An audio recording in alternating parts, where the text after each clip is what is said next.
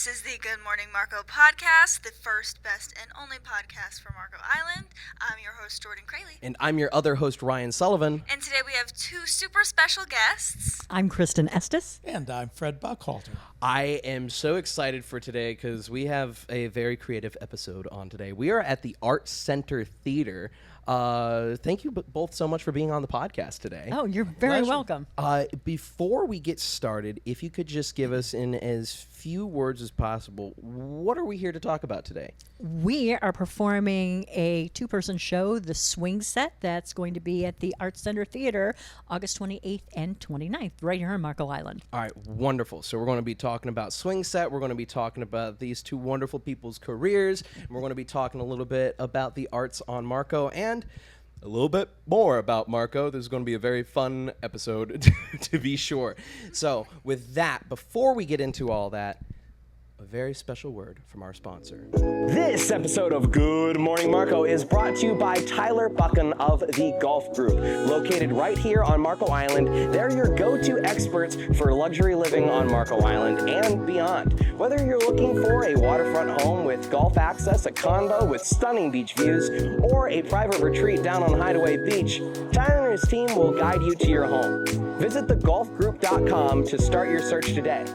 Or call 239-420-1099. Once again, that number is 239-420-1099. Go to thegolfgroup.com to find out more. Thank you so much to Tyler and his team for sponsoring this episode of Good Morning Marco. All right, thank you so much. Again, thank you so much for having us today. Having us. No, yes, I think you're having us. Yeah. We're having you on the You're podcast. having us. You're having us here because we are here. This is an outer view because we're not in our own studio. You're not expecting us to host. Yeah, please no. You don't want that. We'll see what happens. We made ourselves out. We moved all I'm the sure furniture. if you stick around to the very end of the podcast, you'll see some outtakes. I'm sure that some people in the studio may love to be the host themselves. So Can't think of anybody. I'm glad I have my single audience plant. Mr. Producer on the wide shot, you can only see the fedora. Who knows? Maybe a little teaser for a future episode. But yes. point being, if you could give us, let's talk about each of y'all first. Kristyn, if you could just give me a short elevator pitch of who you are, what you're about, why you're here. Okay. Mostly I'm a writer. Okay. But I've been lots of things. My kids used to say, "What's mom today?" It depends on the day. I started out in radio. I went from radio. I worked in radio, television. I did writing for television. I worked with a theatrical organization with a producer, actually Mr. Charlie Blum, who's out there in the audience. Hi, Charlie.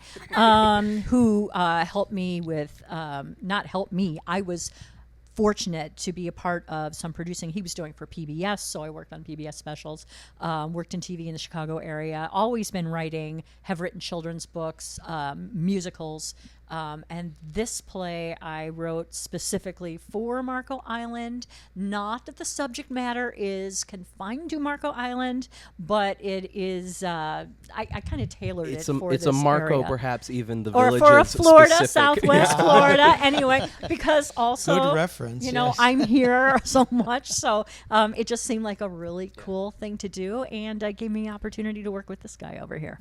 All right. Well, that was a perfect pitch straight about into that? you. And now I recall from our pre-interview that y'all met through radio, correct? That is correct. By the way, nice segue. It's radio Yeah. talk. Yeah. Indeed, we did. I also spent many, many years in radio in the Detroit area, which is where I met Kristyn. WKQI, by the way. Oh, yes, WKQI 95.5. We first met there and have maintained a friendship for many, many, many years. I, too, worked in radio. I, too, worked in television and in film, and I've been an actor as well, actor and singer for about 45 years now. We've maintained this friendship, and though we've been friends for all these years, we actually never worked together other than just in radio. And a couple of years ago, Kristyn informed me that she had written this play and kind of had me in mind and wondered if I would be interested in making the journey from Michigan to come down here and do it. And, well, my first impulse was, of course, yes, just because of our, Duh, it's our me. friendship Yeah, and right. relationship. But then I read it, and not that I didn't know she was a wonderful writer. It was perfect. I mean, it's just it's so well Okay, written, wait and a it was second. I love natural. that he says I'm a wonderful writer because this guy wrote a book, an autobiography that is phenomenal. And he is underselling himself, not to mention it. Well, Shout it out. Shout it out. Where can Shout it out. It's on Amazon. Give us the It is title, the on ISBN number. Amazon. Where can we find it in the Dewey Decimal? It is on Amazon. It was my memoir that I wrote during COVID that I always wanted to do. It's called. Let's see. Did you what is forget? it called? Well, it's a very long title. It's the extraordinary journey of an ordinary man. Ooh, Yes. it has some That's sauce cool. on it. I like that. I've had a very It's interesting. really I've had an interesting life. At least to me, it's been very interesting, and I thought I would share it with people. But I'll be perfectly honest with you, as Kristyn will attest, the best part of the whole thing was the process of actually writing it. I really did it for myself, and the fact that people read it and have enjoyed it is just a bonus. Yeah.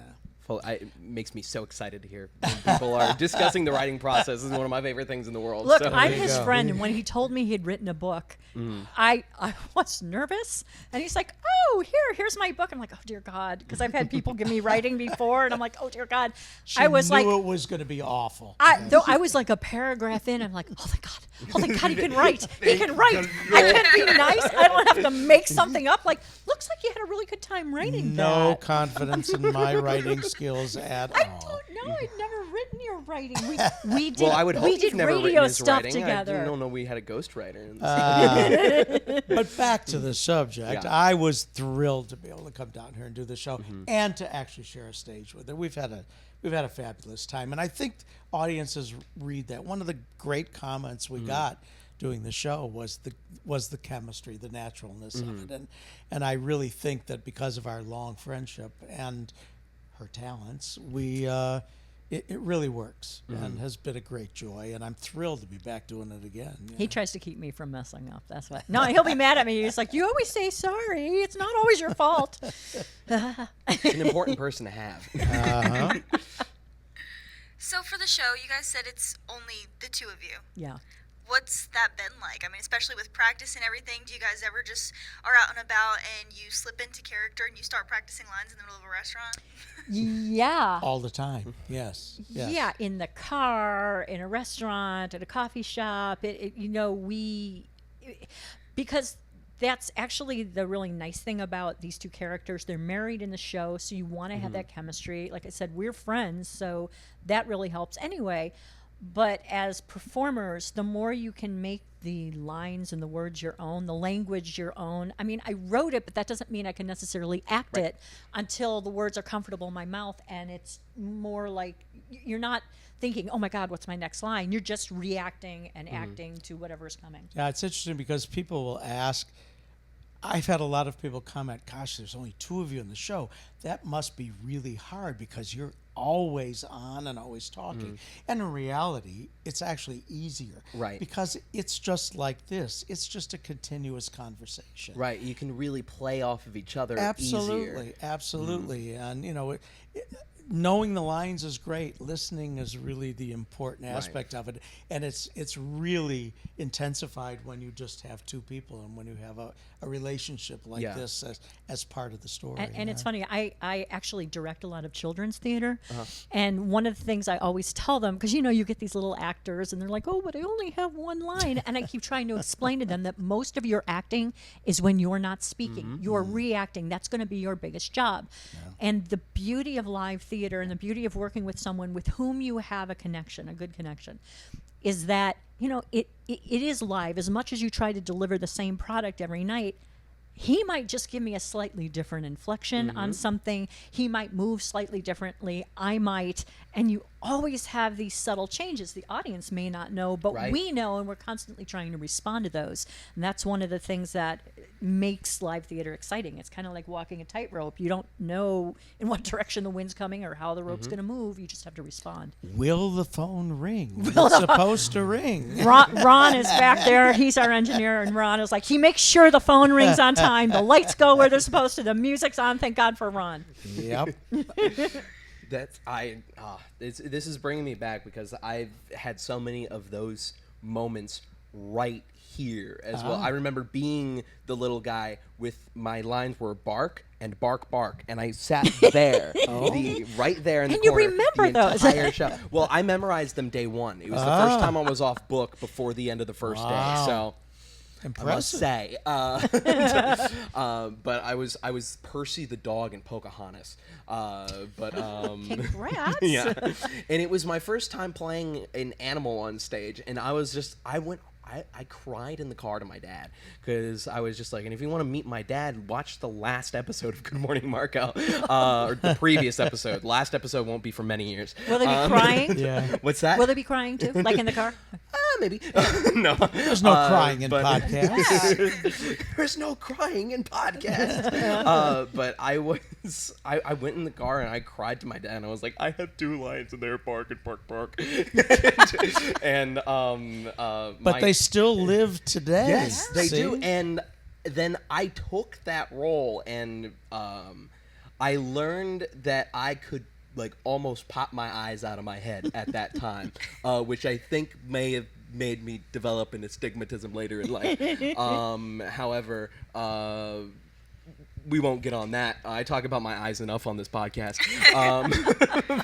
But it's the beauty of live theater is so just wonderful and the different things that happen. I recall Joey Byrne coming out the door here and dropping a birdhouse on my foot when we did Arsenic and Old Lace. God. Gina flipping her wig on different nights and all that. It's Well, if you're going through wonderful. all these flashbacks, I think we need to talk about one that we've specifically mentioned in the podcast that happened here. I don't know which one you're When we referencing. met. Oh, yeah. Well, I don't remember this, so you must know. See, we have all this chemistry. Jordan, if I were and you, I'd be a little bit insulted right now. Just I know. He says you're the best person for the podcast, like hands down, but I don't remember how I met you. Yeah. Because in my mind, I met you August 10th, 2023, approximately 10 p.m. That is So fairly I remember specific. that, but I don't remember anything prior to that. You must remember that I stuck a fork into a power outlet in here. I don't remember anything. I'm kidding. No, we were in here. We did. I always want to call it Scrooge, but what is it called? Christmas Carol. Christmas Carol. I walked out of that curtain Yes. and Matt Martinez in the booth didn't have the sound effect yet, so I had my chains and I went, I'm rattling chains. I remember that. I don't Yeah. remember anything Jacob else. You were Jacob Marley. I was Jacob Marley, Jacob and I was also Belle's father. Oh, So I came in with a bunch of presents, and our choreographer was supposed to help me backstage get the gray socks that we put over my shoes to make me look more ghostly as Jacob Marley. Tried to help me get those off. We couldn't get them off, so it's like, just go on with the socks over your shoes. You'll be fine. And I'm supposed to sort of run out from that jeez. curtain, and I slipped right there, fell flat on my tailbone. Perhaps that's why I have a herniated disc to this day. No, but I fell, and I just went, oh, Grandpa's got slippery shoes on. The minute you said socks, I knew what was coming. Yeah. Well, of course. I Yeah. mean, everyone could have seen that coming from a mile away, but, you for know, sure. there was only so much time to get the socks off. So You know what's crazy? I have the memory of a goldfish, so he had to remind me that he fell during the play because I was also on stage at the time. I don't remember that. What was your role? I had a couple different ones. So I was like an extra kind of. So I was like somebody that danced during one scene. Then I was a child at the edge of the stage for another. And then the only time I had a line was when we were sitting at this table, like a dinner table. And I kept being so confused Is that on when I Christmas was present? going. I think it was Christmas present. Christmas present. Yeah. But I was like always so captivated by like the people performing that I would forget I was also performing. So they had to tape my line to the plate in front of me, and I would be like, they'd like look at me and they'd be like, and I was like, oh, and so blah blah blah blah blah blah blah. And so I stopped pursuing acting, but See, which is the benefit of having a show with only 2 people. So, segue, radio speak. Thank you. Now, I think it may be time to address the elephant in the room. We're about 10 minutes into this podcast. For if you were an extremely young child, click off. What is Swingset about? Okay, well, the tagline for the show is "The Island's Naughty Little Secret," and you can You can probably glean enough from that. glean a little bit from the title that we were talking about a particular segment of the population with a particular proclivity. It does that Reddit's lifestyle, r/Naples Recreational habits. recreational habits. That's what I like. That recreational habits, recreational extracurricular activities. extracurricular activities. Perfect, perfect. Yeah. You can use that. I won't trademark it. Okay, If you okay. want to say extracurricular activities And in it's your marketing. not like I don't want to say that it's like over the top. Oh my Right. gosh, it's just the naughtiest show out there. We talk around a lot of things, and then there is a reveal, during the Right. show, so you kind of have an idea what's going on. But half the plot of the show is what is going on. Okay. And that's So what is for anyone interested in seeing the show? What's general audience that age rating? I guess. You oh could my say. gosh, I mean. It's 18 on up. Okay. Sure. You could probably be someone 16. Yeah. Because everybody knows everything now. But Right. I would say safely 18 and up. Yeah, I wouldn't bring Soft littles to the show because you're PG-13. going to have some conversations you may not want. Yeah, we to have. really talk around there's nothing graphic or Right, right, right. anything It's in it. honestly, it's the most innocent of naughty shows ever. The most we innocent of naughty imply shows ever is most of great. it. Yes. There's really nothing descriptive, but Right. but you get the Oh, point. you it's definitely get the obvious where point. we're going. So, if you were to pitch this to another theater, to be going to them and say, "Hey, this is the play that I wrote," what would your pitch be? Jake and Abby moved to their new retirement home, brand new community, and find out they have very different ideas about retirement. And there's like some miscommunication and mixed signals. And Jake decides that I'm Abby, he's Jake, that maybe Abby's got a lot more wilder ideas about their next chapter than he does. And there it is. That's all I need to know. Okay, all right. we I'm both excited to see it. both find ourselves in very unexpected situations, unbeknownst to the other one. Right. We're sharing this unusual situation. So we're navigating our private journey, hellscape. It really depends upon your point of view. We're both going through the Adventure? same thing, thinking the other one is doing it, and it's just a comedy of errors. As Yeah. it were. Okay, Yeah. that's great. I love. Now, when did you start writing this show? I started, let's see, we've been very fortunate to work kind of in conjunction with Right. or with the Arts Center Theater and the Marco Center for the Arts. And I had heard about this particular topic, the lifestyle, just kind of accidentally. And we go to a coffee shop nearby called Wake Up Marco, not you guys, I know you're Good Morning. And we were sitting around talking about it one day, and it kind of piqued my interest. I thought, that's interesting. And then, between mutual friends and everybody started talking, I thought, I just had an idea for a show that I thought would work very well here. So I put it together, I think in 2022, and then we my friend Charlie Blum, who's on the board of the Arts Center Theater, and actually who's here, you can't see, who's a dear friend of mine. We've worked together for years, both as performers and in other ways in the theater industry. He had said, suggested that, maybe we could do a stage reading, which is what we did. And actually, Charlie played the role of Jake. And we got a lot of feedback from the arts community and from our audience there, and it was all very, very positive. So I really wanted to mount a production, and as I said, I was very happy that the Arts Center Theater was willing to take us in. And last year we had some shows here that were very well received, very well reviewed, and they have an encore series. So they brought back some of the higher performing shows from last year. There were 3 of them. There was an Irma Bomback. There was Peter Fogel, who's a comedian writer. He had a show in here. And then my show came back. So we're doing the show again next week for 2 shows on the 28th and 29th at 7:30 at the Arts Center Theater. So it's been kind of a progression of going from kind of workshopping it and doing the read through and getting public comment and feedback. And Charlie is really, not only is with the Art Center, and not only is he a dear friend, but he kind of acts as my manager because he's taken a lot of pity on me. And he would say, maybe you want to think of, maybe. And sometimes I would argue with him because I can't get my back up. And sometimes I was like, yeah, you're right. You have a good point. Let me work on that. So really it was 2 years to really have it solid. And then this year, like I said, we're just bringing back the show. I made a couple little tweaks, but they're really minor.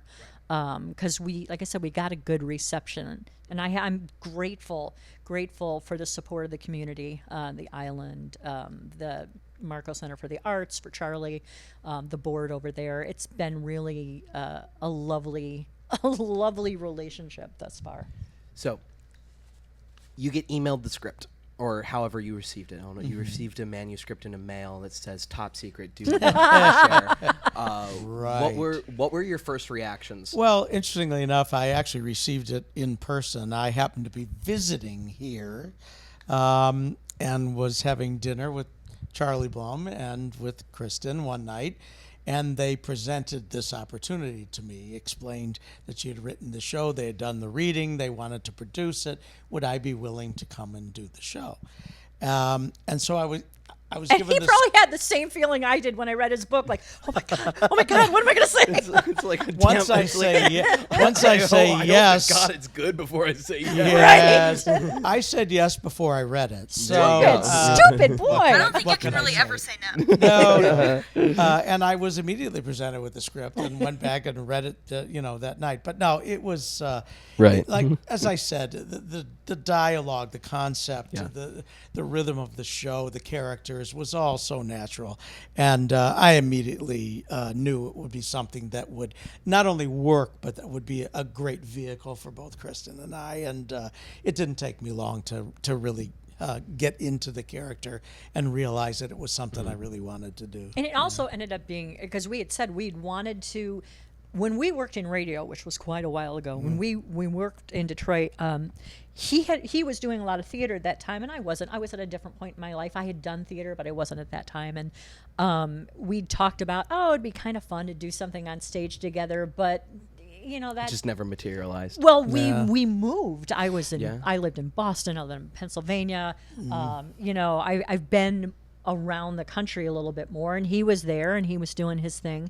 So there was just never really a good opportunity. And then when this came up and he was willing to do it, it was just like, first of all, it was a relief to me because when you can kind of precast a show and say, hey, I know this person, he fits the role perfectly, and what's more is I can trust him because he's my friend, and so to have the ability to work together on stage finally and have so much control over the production. No pressure on me. Did you write the character with him in mind, or was it you wrote the character and went light bulb? No, and it's funny that you say that. I wrote the character. Actually, it was more like a composite character, and honestly, my friend Charlie, who's down here and who's on the board, I thought, he might be pretty good for that. And Charlie said, I've got some other projects going on. I don't think I can take this on.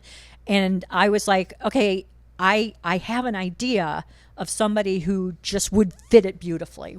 So when now it feels like, because we've been doing it so long, it feels like, well, of course, I always wrote it for Fred, but it was that age. That kind of well, anyway, it's you. It's just you, baby. It's just it's you. It's always Well, been it's you. also well, it's also you're going to bring something different to the character from what you originally wrote.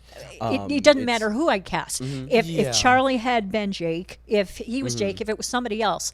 That, again, beauty of live theater and individual actors, you're always going to get something. So, yeah, I'm sure that Charlie would have brought things that I hadn't even imagined. Fred does things that surprise me all the time. And if I had cast somebody else, I would also be like, oh, wow, that was a really interesting It's the thing. beauty of originating a character. Yeah. It's an interesting aspect of it because I don't fully understand it, but this is something that now dawns on me as a writer. When you write a script and you write characters, and in your mind you have an idea of who this character is, and what to bring in a live person who then creates that character, gives it life. It's got to be, on the one hand, frightening. Oh, yeah. Because It is. you're not, you never know if that person's going to really bring, wait a minute, that's not what I had in mind. Or if they're just going to fit it like a glove and say, wow, that's perfect. You really don't know. I mean, you're going out on a limb. Yeah. And so from that point of view, it's got to be really tough for you. And thank God I didn't think about that before, because that would have put even more pressure on me to give you the character that you were actually writing. I mean, it is a fair point that in other shows that I've written, like occasionally, not that I'm going to cast someone, but I might have somebody famous in mind, or I might have something somebody very personable to me, or personal to me, that I have their voice in mind, and sometimes if I can do that and say, oh, okay, well, what if my dad were playing this, or what if my sister were playing this? How would they speak it? Sometimes it just makes it easier for me to write. Oh, okay, I know who that is. Yes. I know how they're going to Fully respond. understand. Right. In my book, I actually wrote like one. I started as just like a vignette scene, and one of the characters that I wrote into the script is actually one of the people that we interviewed on this show. And because he has just such a specific way of speaking. You hear their rhythm, you know their delivery, He's like Jesse Pinkman crossed with, I don't know how to describe. I think you know the person that I'm speaking about. Jordan looks confused. DJ. Yeah.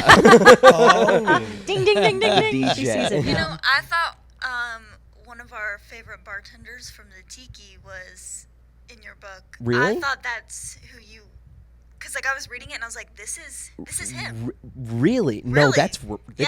I'm just because he knows it's Rains. The character of Harry is Rains, and then the main character is me. Okay, now you're talking about a tiki person, and now I'm going to, because Dolphin Tiki, one of my favorite places. So yeah. Actually, another writer on the island. He's currently working on. I'd love to interview Arlie, but he hates being on camera. I thought you were going to say, but he hates me. Yeah. No. He loves me. He put me in his movie. But I mean, I'd love to interview him. But yeah, no, he's great. But I also understand that so completely, of the sort of the fear of originating a character, plus the sort of anxiety that comes with, as a writer, handing it off to somebody else too. But it's my baby. Yeah, I know. I think that's more frightening than originating the character. Yeah, by far. I fully agree, because I tend to be someone that really likes to be in control. I don't know if you can tell by the fact that this is the second podcast I've started, and I've been teasing talking about starting a third for about a year, since about episode 4. We're on what, 50? But this might be episode 50. I have no idea. Should we have balloon champagne? Maybe, Happy yeah. anniversary. But if it is 50, woo! If it's not 50, but we'll count at some point. Jamie, can you pull that up anyway? But I wrote a play that the whole point of it was a 48-hour playwriting challenge, and we were supposed to stick to 15 pages. I ended up writing 34, and it was a very specific idea that I had, and it was the story about a World War II veteran that got injured in combat, lost a leg, and also developed leukemia from being part of the cleanup crew from the nuclear tests at Bikini Atoll. So a lighthearted, uplifting, extremely. Neil Simon. Woody Neil Allen, Simon, Ken Ludwig, a little bit of a lot of my little bit of John Cleese and Eric Idle influences in there. Not at all depressing at all. No characters die a horrible death at the end. But I won the competition, and the point of it was that it was being sent off to one of my director's producers' friends in New York to then cast it and then do a live Zoom reading of it. That would then go out. And the thing is, I was so excited, and I was just like, yeah, take it. And then I get the video back, and I'm just like, There were some choices that were Yeah. made. Yeah. One of the main things, there was a investigator at the end that was supposed to be in my mind just such like this macho, the pure pinnacle of masculinity was kind of the idea that I went into with it, and they gender swapped the character. Oh no! So And it's you just like, didn't cast this. No, I didn't then, cast or it. direct it. No, I handed it off. Yeah, see, that's a and there were little some scary. choices that they made that I was very happy with. Yeah. But I don't know. I was like, it's like you picked some buff guy as the dude who's supposed to be very gangly, and then like, I don't know. They did a great job for what I'm sure the director's vision was. yeah. It I'm just curious. wasn't When you mine. wrote it, did you have like a cast and a description of the character? I did. And I they just did. kind of. Yeah, so you did what you were supposed to yeah. do. I had like the main character's description was effectively Ted Kaczynski. Oh, God.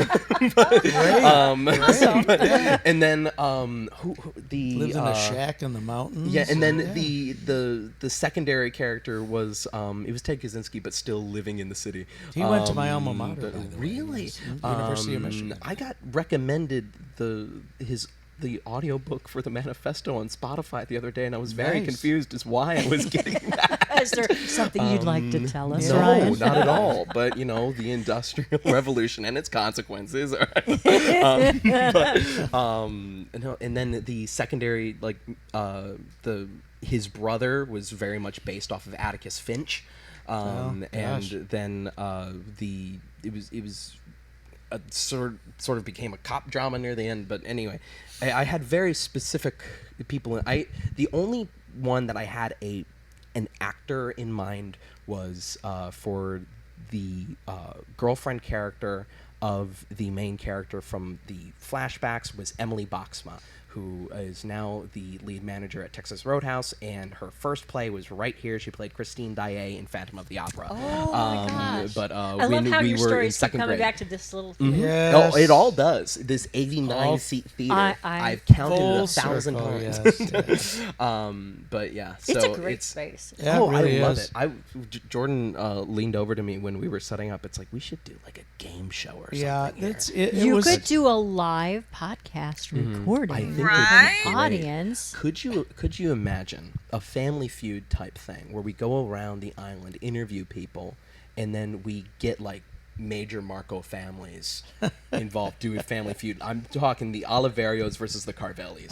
That would be so fun. That would be fun. If All you're right. listening, If you're listening, A couple I know, strings, come on I out. know that Luigi Carvelli has seen the podcast. Ryan's so got a I'm just vision. saying, Come I have on, a people. vision.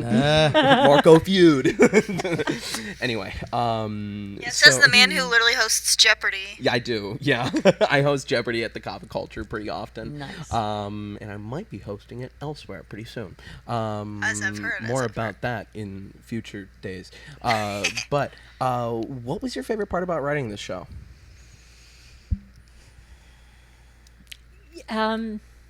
Or maybe what was the research process like? Oh, well, that was interesting. There was a lot of research. Most of it was reading. Okay. Reading was online and So talking. most of it was and reading. talking to people who knew a little bit about it.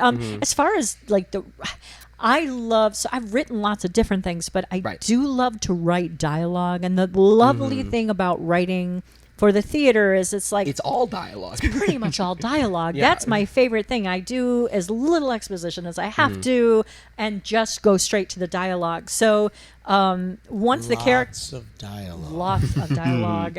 but once the characters are alive in my head, just having that back and forth, the more I can visualize them. When I'm really cooking, when I'm writing, it's like it's such a I don't even know how to describe it. It's almost like I'm in this kind of Zen state, you know. Yeah. You're not a fugue state. I don't know what you call it. I was You're going like- to say fugue state as well, but I knew that was wrong. It is wrong. It is wrong, but you know where I'm I going. know- You're I know almost which- in this you're yeah. hyper relaxed but hyper focused, and it's almost like Tunnel the rest of the vision. world sort of fades away, and you're just there. You're seeing it. I'm one of those people like when I read.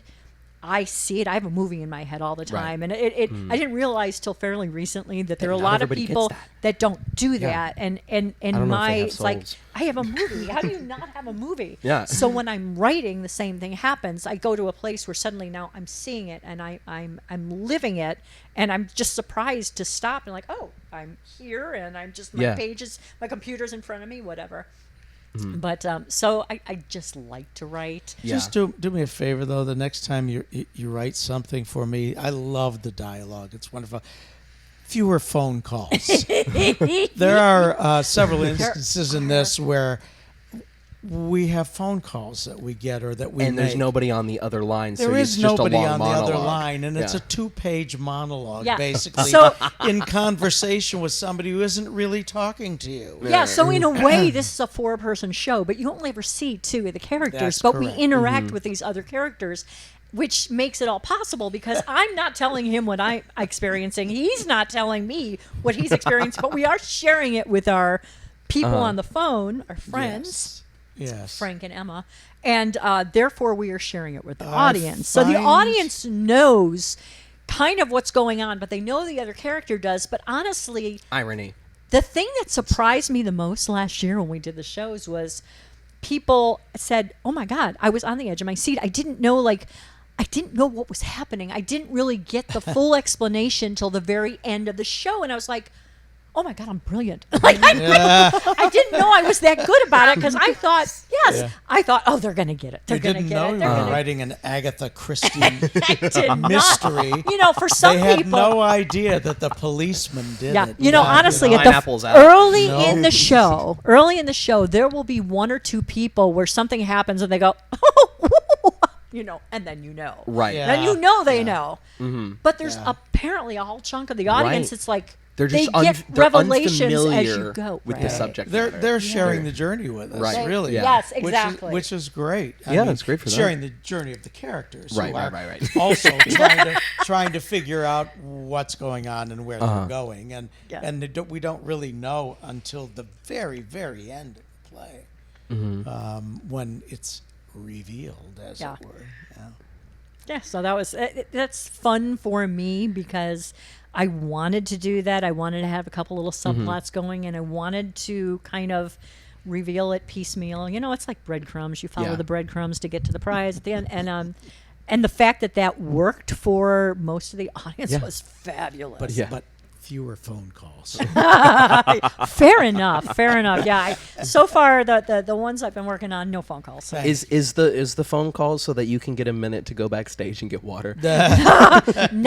Actually, because in order for the audience to understand what's going on and to understand the other They characters need in the someone dark, an external. they need Right. to Yeah. know. And the only way to do that without coming in saying, hey, audience, by the way, this Yeah. just happened to me and I'm having a lot of feels. Can we talk about it? It's the only way. Hello, to audience. Yeah. Today we will be discussing exposition.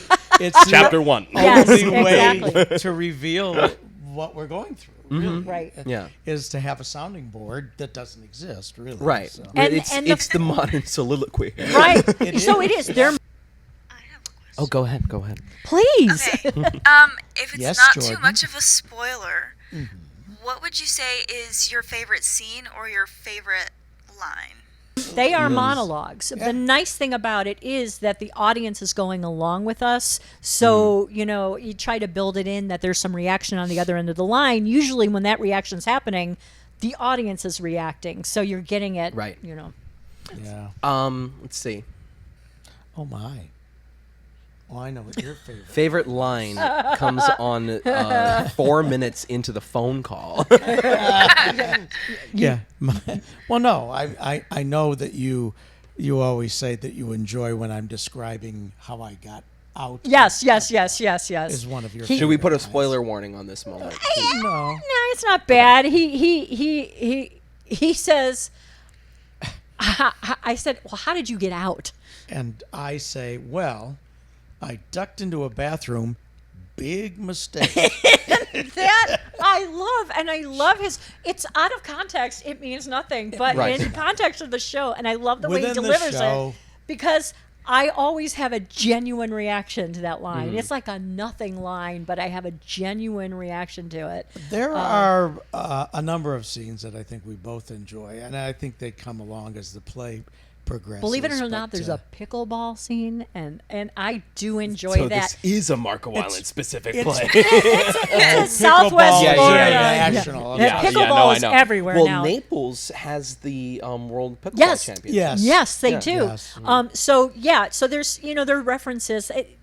This show is That's- relatable everywhere, but there are some references that were probably more specific to Right. Florida. That being said, now especially with pickleball is Oh everywhere. my gosh. Well, yes. in the same way, people who live in New York are going to get a little bit more out of Friends than we would. Correct. Yeah. People who live in Southwest Florida are going to understand little minutia that are in the script that Absolutely. maybe someone living in Boise is not. Yeah, maybe not. quite- But like I said, I think that the nice thing about it is it's very relatable. it's a universal It experience. can play everywhere, and if you think that what we're talking about is just here on the island, or in Southwest Florida, or in Florida, it is everywhere. Just search and any city on Reddit and the- don't have NSFW. yes, turned the on. You'll longer figure I've it been out pretty quick. associated with this show, the more I realize that it is everywhere, and that's fine. It's a choice. Go on a It's not- Carnival cruise.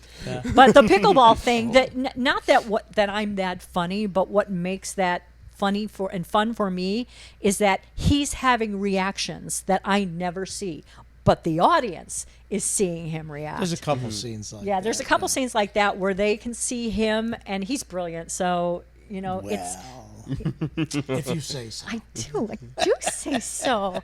Snook on. Yeah. So he's just a very gifted actor, and so I think it's that it's his reaction that makes it really live for the audience, and that makes it fun for me. Yeah.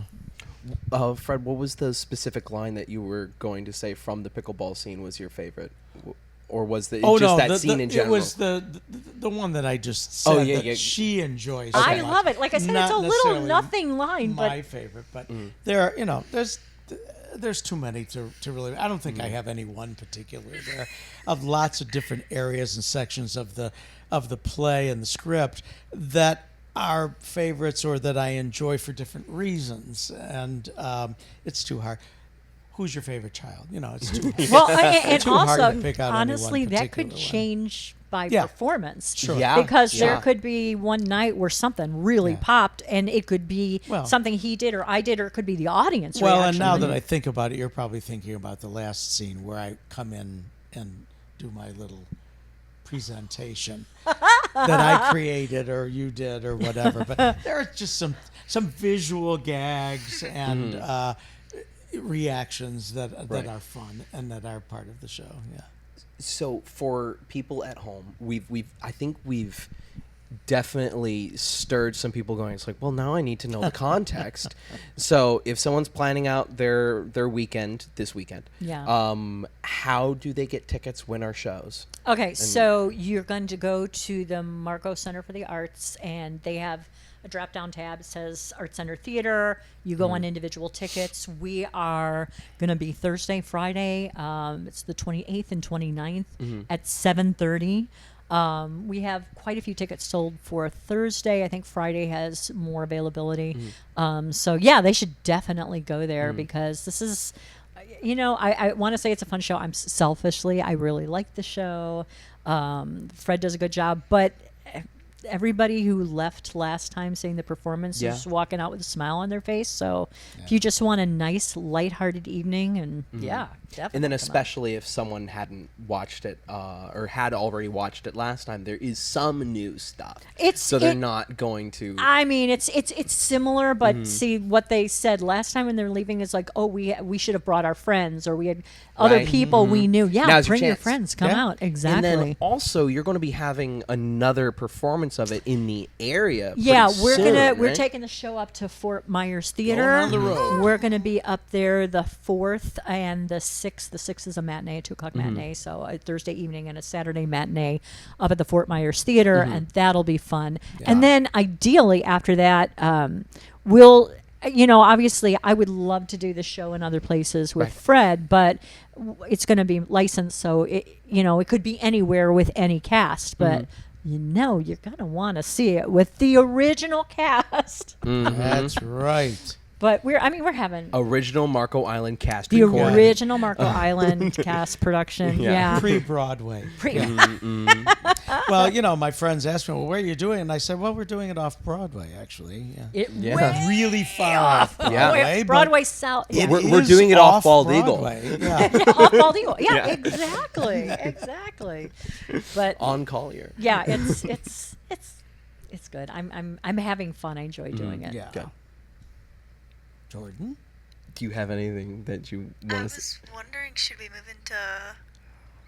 I feel like we're getting very close to rapid fire questions. I feel like I don't know what that means, but okay. So I didn't study. we will be doing a segment where we just will be asking some quick questions to get to know you a little bit better. Okay. I want to know a little bit more about each of y'all's careers prior to this. So now I Googled you before this interview, and I saw an IMDb page. Yeah. And so what's some of your film and TV credits? That you've Okay, been so involved the in? IMDb, that's going to be, there's a couple things on there. No, that's not on there. I was in some documentary in the Discovery Channel. That's not on there.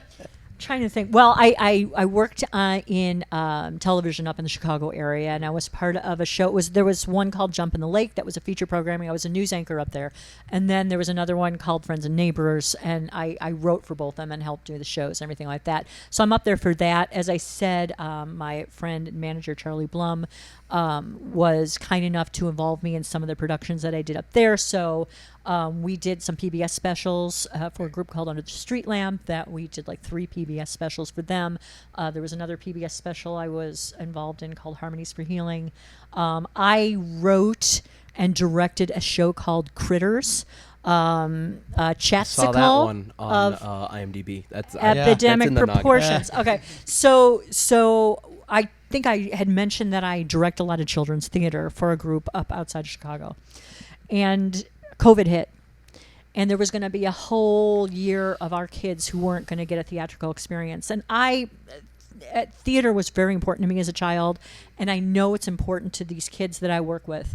And I wanted to give them an experience, but we were kind of stuck because a lot of the kids were remote learning. We didn't have anybody in school. We couldn't do a theater. Right. So it's like, especially in the Chicago area where everyone's so close together. right. So I was like, you know what? Hang on, give me a month. I have an idea. And I wrote a musical. And it was basically all these forest animals dealing with an outbreak of the berry pox. And what we did is we Zoom rehearsed and then filmed it and then edited it. What I didn't realize going in is that we were making a movie.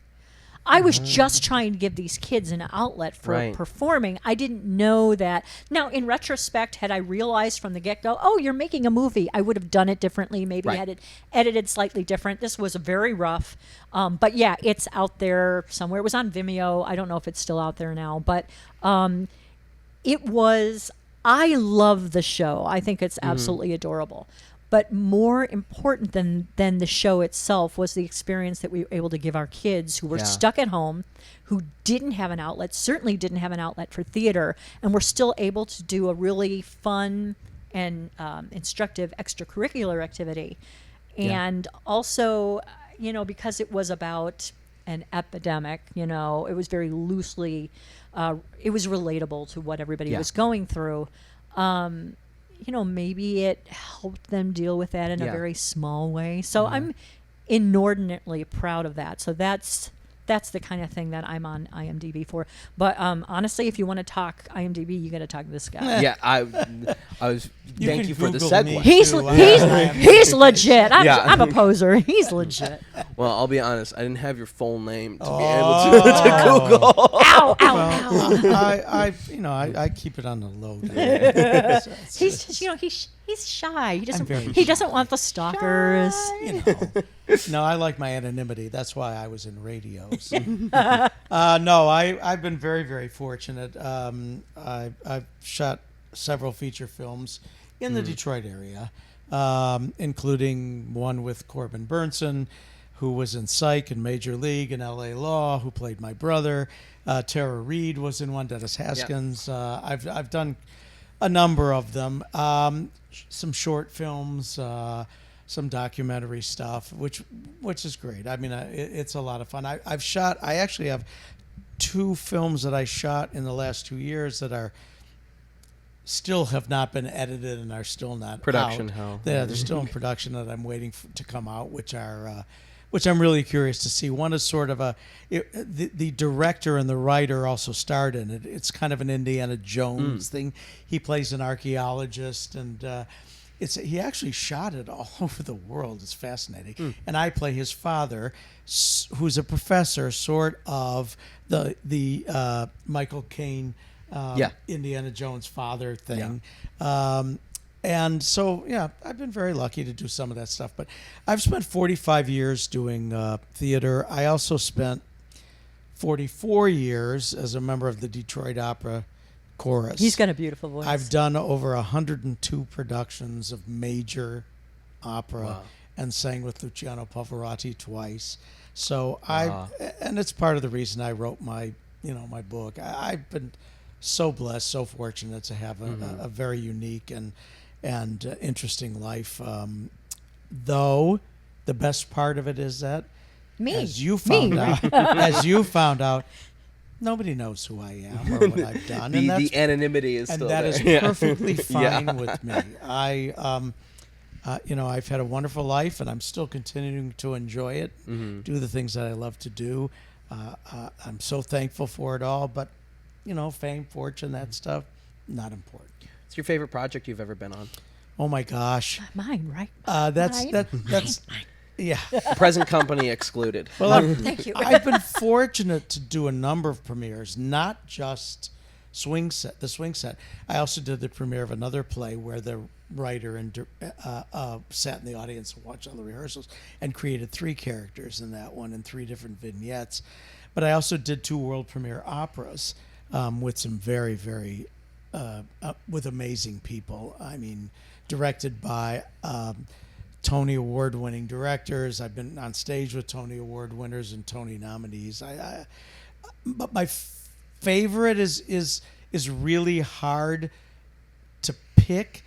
But I will say that probably the most moving experience I ever had was doing the opera of The Dead Man Walking, which, of course, was a movie and a book. And it was one of the most moving experiences I ever had. The subject matter, the way it was staged, the music, which was all original, obviously, was really one of the most. It's one of my most memorable moments, really. Yeah. But so many great. Again, which child do you like best? Yeah. I've loved everything I've done, and I'm not sure I could really pick one in particular. Yeah.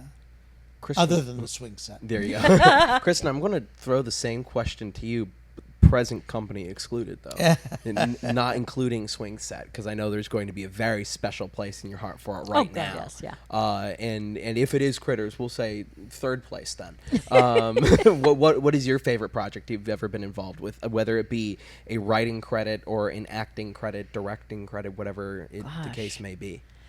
That it's like asking my favorite color, because it's going to depend on the day. Yeah. I truly loved. I performed. I was in Mary Magdalene in Jesus Christ Superstar, and I really loved that experience. Yeah. Shooting the PBS specials was just amazing. I learned so much. I toured with Double Dare Live, which I don't know if you're familiar with the show Double Dare. I think I've heard of it. So it used to be, was Nickelodeon. It was like Nickelodeon's number 1 show. For some reason, I was thinking it was on Spike TV. Yep, nope. But it was Mark Summers and Double Dare. Yes. We did Double Dare Live and took it around the country, and I was part of that. God, we ended just as COVID shut us down. Okay. So we finished our last tour in 2019, and we're supposed to take the show out in 2020, and then everything shut down, and we did not go back on the road. That was just a real, again, it's one of those things where I formative was experience. so fortunate to have the opportunity, again, because Charlie is, my friend Charlie here is a producer, and he's involved in a lot of entertainment because we worked together in entertainment for years. When he was looking for somebody to handle a certain part of the job, he's like, Kristyn, Right. you willing to do this? And I learned so much and found it really kind of a fascinating thing.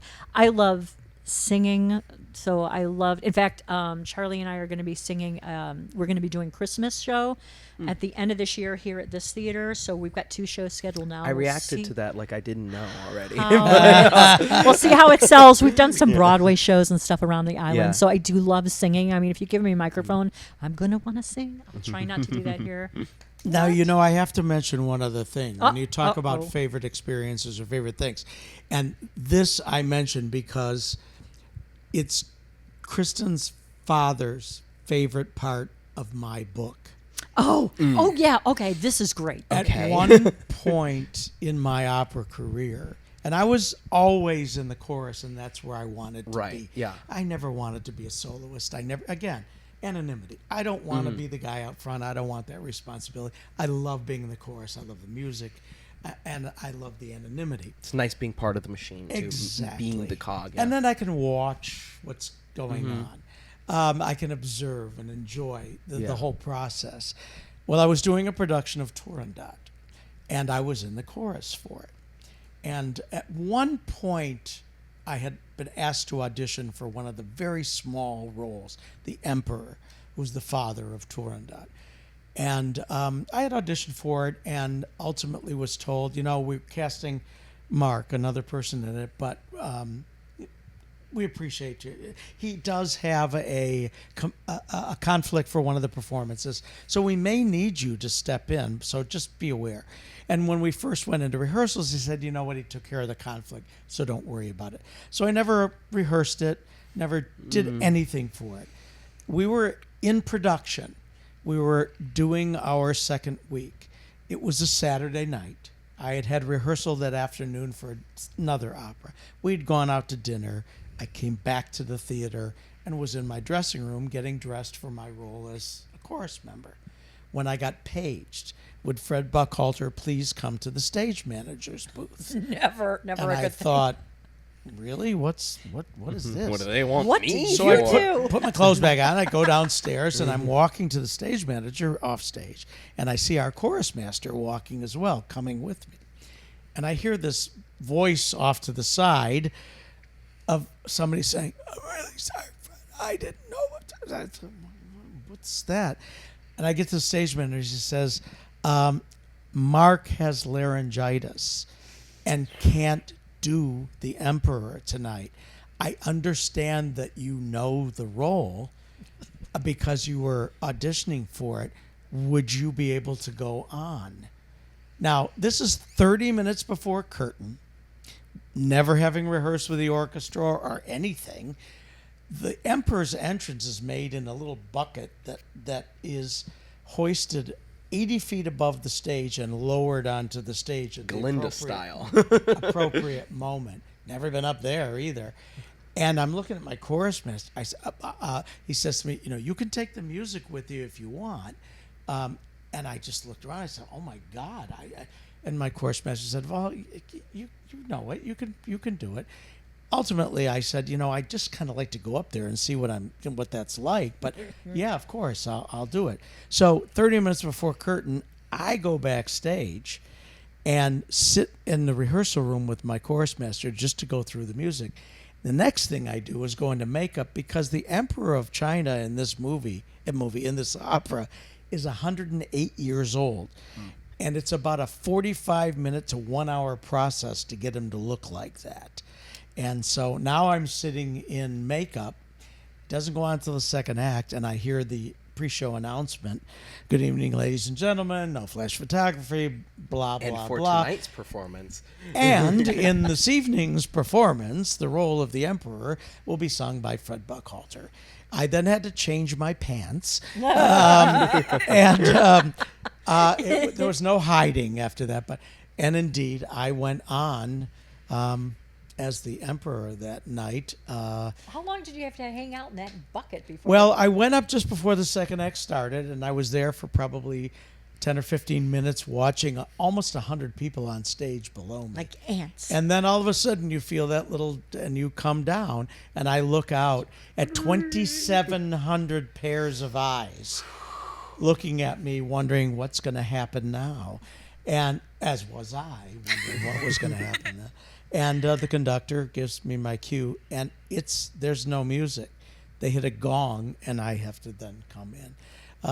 And it went fine. The thing I remember most is that when the curtain came down at the end of the scene, everybody on stage, and there were 75 to 100 people, turned around and applauded up. They all applauded up at me sitting in the little basket. And that, to me, it was the most frightening and exhilarating experience at the same time that I've ever had in my career. So, since you guys have done and experienced a lot, what would you say is your next goal? Ooh. You want to take that one first? No. Um, I'll be perfectly I can take it. I will be perfectly honest with you. The only thing really that I haven't done, I don't have a bucket list or anything quite like that, but the one thing in the back of my mind that I always wanted to do was do something on Broadway. Whether it, and again, in the back of the chorus, a walk on, I don't need to do anything. And it's still in the back of my mind, and it's still a possibility. I mean, I could go any time and go to general auditions. I never have put myself out there to do that. But I have to say, I just want to continue doing what I'm doing. I'm so fortunate to do the things that I retired from radio 9 years ago. Yeah. And which allowed me to do more of the other things that I love to do. I'm more available for it. I can do daytime stuff. I can travel to do shows like this and continue to do what I love to do. And as long as I can keep doing that, I'm perfectly happy. I would like to, so I'd like to finish my next script. I was working on one that got pretty close to being finished, but then I was just, you ever write something, you're like, nah, I'm not feeling it. It needs work, so I'm better off just putting that on the back burner. So I have 2 other scripts in progress, but one in particular that I want to finish up here soon. But I write music too. Obviously, I've done musicals and things like that. So I have a bunch of stuff I've written for children, and I have been, especially one of my sisters keeps saying, Kristyn, you've got to record, you've got to record, you've got to record.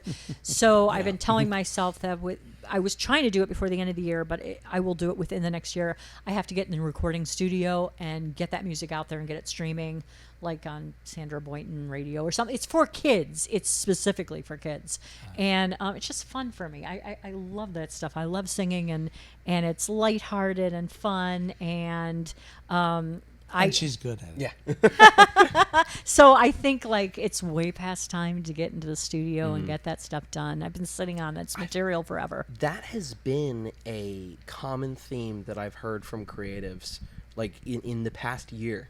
Actually, like a lot of people, it's like, I've been sitting on stuff for years that I am ready to do it now. Yeah, and honestly, my sisters, particularly one of my sisters, is like, Kristyn, I'm so tired of you sitting on that, all this stuff. You have all this material. You have screenplays. You have plays. You have music. You have. Why won't you do anything with it? Well, because I'm shy. I don't know. Because I'm stupid. Because I'm the world. Wait. I'm the world's biggest procrastinator, and I'm also a perfectionist. So if something's right now, I have another musical that has been produced, and it's called Cookie. I have to play big musical. It's for kids. It's a great show. I love the show, but because one of the songs isn't perfect, I still haven't put it out there for general Okay, I'm sorry. In her defense, it's not as though she's not doing anything. Yeah, I do some stuff. It's not like she's sitting around twiddling her thumbs and not putting all this stuff out there and doing all sitting those on things the that set are of the show that goes this weekend. Yes. Please. It makes it sound like she's unproductive, which is just not true. She just has so many irons in the fire and so much creativity. Honestly, as a I guess a kind of a creative person, I'm a little bit like ADHD ADHD, so if I get Yes. focused I think on we all something, it's are. like that's great until it's not. And squirrel, and oh my God, what about this? And da-da-da-da. But it's like I said, I was really far down the road on this Right. last show that I was writing, and I just, like I said, I know it needs, when I write, I always think of hills and valleys or a roller coaster, and it doesn't have enough, and I got to punch it up, and I know that. But since I wasn't feeling it, I put it aside and pulled one of these other projects out. So I want to finish one of those before next year. So maybe I have another reading here of a different show, and that by that time, Swingset could be I wonder if everywhere, there's a anywhere. character for No, me in that okay, one. I am really sorry, but this one There is a might be character for all you, and it is women. All man on the women? phone. Yeah, no. So the one that I had It been is working 7 on hours has on a the character just for Fred, but it's like, and it's not Fred's fault or the character's fault. Like I said, it just needs to be punched up. The one that I'm currently working on mostly is all women. So Well, on the one with all women, as he suggested, Yeah. I could be the voice on the other end of the phone if any of them make phone calls. I don't want to put any more phone calls in. Okay. All right. Well, good idea. Okay. So before we move into rapid fire questions, I just wanted to say thank you guys. Like, this has been really inspiring so far that I have so much stuff. inspiring. I have so much stuff that I just like sit on and I write and I do Yeah, it, or like I paint and I don't. don't do anything with it. You so have to, because I'm seriously, I'm the world's worst procrastinator, and I'm not one of those people that ever looks back and regrets. I just don't do that. Regrets, I've had a few. I've had a few. I don't. Then the again, only thing that's that bugs familiar. me is, it is true that people say, Kristyn, why are you just doing this? Why are you sitting? Why? But in some ways, the process itself remember is to do just it good your for way. me. But if you're one of those people that tends to think, oh, God, why didn't I do that? Why didn't I do that? Do it. What's the worst Yeah. that can happen? Yeah. It doesn't go anywhere, but at least you tried. And there's no time limit. Right. It doesn't expire. Right. We're hoping we don't expire. we want to listen, keep going. I and wanted keep to write doing my things. book forever, and I tried Yeah. many, many, many, many times, and it just wasn't the right time. Yeah. And finally, COVID came, and I lost 5 contracts in 1 year of things that I was contracted to do that all got canceled because of COVID. And I was like, what do I do now? I'll sit down, I'll try. And once I started, it was the right time. And it came, I wrote, it's 280-page book, whatever it is. I wrote it in like 3 months, Yeah. 3-4 months, cover to cover. It was just the right time. That's amazing It's- to me that he could do that. He have that stick-to-itiveness, and it's not dialogue. He's got to actually write stuff. It's never too late. It's never right or wrong. I'm gonna be like Grandma Moses. Just- I'm gonna bloom when I'm 70 or something. never give up. I do have a stupid story about writing that it was just making me think of. So one of the things I did, like way back in the dark ages, I wrote a children's book, and it was well received, and that was great. But I remember when I wrote it, I was working somewhere. I don't know if I was at a radio station or I was doing some other job at the time, and I happened to write it, and I sent it off, and I get migraines, so I can still remember this day. I was like, it was one of those days. I had a migraine. I was on the couch. I'm like, I'm dying. The phone rings, and it's like, hi, this is Amy, and I'm with Chronicle Publishing out in California, and we want to publish your book. And I was like, okay, cute. Who is this really? But they did. So that was my first publishing How about that? experience. But it was a children's book, so it didn't take me 3 to 4 months, and I didn't have the discipline that I'm in awe of this man and his discipline. And honestly, he's a very good writer. If you have a chance to get his book, it is a lovely read. It's a lovely read. I always carry them with me, man. He does. You can purchase them out of his trunk. I only have 1 copy of my novella left. Well, there you go. I need to go on KDP and get some author copies. Don't give up, Jordan. Don't Keep give going. up. Keep going. Do all the things. All right. And nothing's ever gonna get. Anyway. So, I do believe it is that time for Rapid fire questions. rapid fire Sounds questions. very intimidating. Yeah, I don't know what this means. We're It's- both very shy. Are you I'm gonna not sure we'll are you be gonna able to- focus on one person at a time, or are we shouting out what's happening? Scream. No. Is it a So- contest? So it's more so that they're just general questions Okay. that If you want to give a one Like word personal answer, preference. yeah. stuff. If you want to give a one word Word answer, go ahead. association? Let's let everybody click off. Is it word But- association? Yeah. All right. Chair. Sit. Potato. Tomato. Vodka. Oh. Tomato. Bloody Marys. Projectile. I was looking for tomato. All right. So Jordan, do you want to kick us off? I shall. The infamous question The that you infamous texted question. me the idea for earlier. Yeah. Coffee or tea? Coffee. Coffee. Now, how do you take your coffee? I'm a latte girl. I'm just a plain old ordinary since coffee Italy. guy. Nothing Okay. fancy. Latte. Black or with a little cream. For all the coffee people out there, it's officially that pumpkin spice season. No. Is it? Honestly, no. I heard, and It is. oh, you didn't. I have to do like once a season. Like I let Not a myself. pumpkin guy. No. So I need, I like, an am, ivy. but I'm allergic to pumpkin. So What? I will. I Aw. learned this.